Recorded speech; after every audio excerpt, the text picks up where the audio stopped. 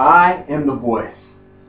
I will lead, not follow. I will believe, not doubt. I will create, not destroy. I'm a force for good. I'm a force for God. I'm a leader. I will defy the odds. I will set a new standard. I will step up. I will rise. I am the storm. I am a warrior. My noble brothers and sisters in Christ, I come to you as a storm, shaking up the things of our world. This week I want to talk about another difficult topic, another topic that divides us around this nation, and is the topic of abortion. Now, I want you to consider something. When my wife and I decided we wanted to have a child and ultimately had my daughter, Rachel, beautiful, beautiful girl. I love that girl. She's amazing. And we decided to have her, and we took the pregnancy test, and she said, I'm going to have a baby.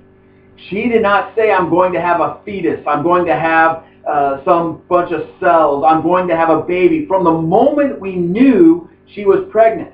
And I would say this was replicated later on when my wife came to me and said, hey, we've been trying to have a baby, and now we got another one. It ended up being my son James, another great, noble man of God. I love having him. And then a few years later, she came and said, I'm pregnant. And we said, yes, we're going to have another baby. And it turned out to be my son Benjamin.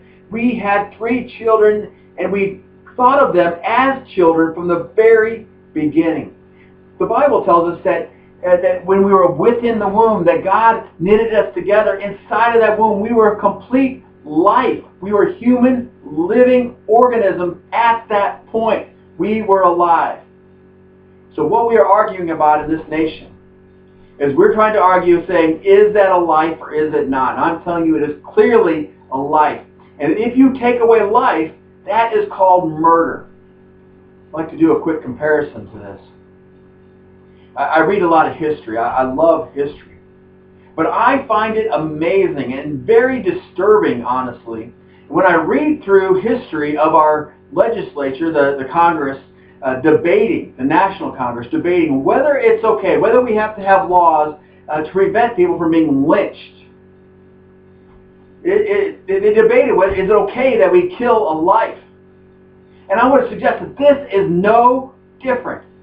If you snuff out a life, whether it is still in the womb at 2 weeks, whether it's at 1 week or full term, which is really what they're progressing to say that they can kill after the baby's born even at this point. You know, anywhere in that spectrum, they are a human life. We must do everything we can to preserve that.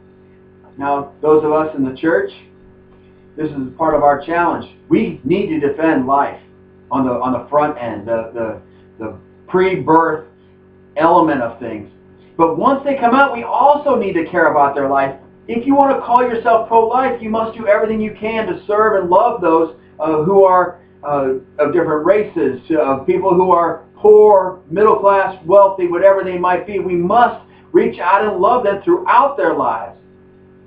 Now, I'm not going to spend a lot of time on this because this is probably the more controversial element in the church. But if you're going to call yourself pro-life, you cannot also believe in capital punishment.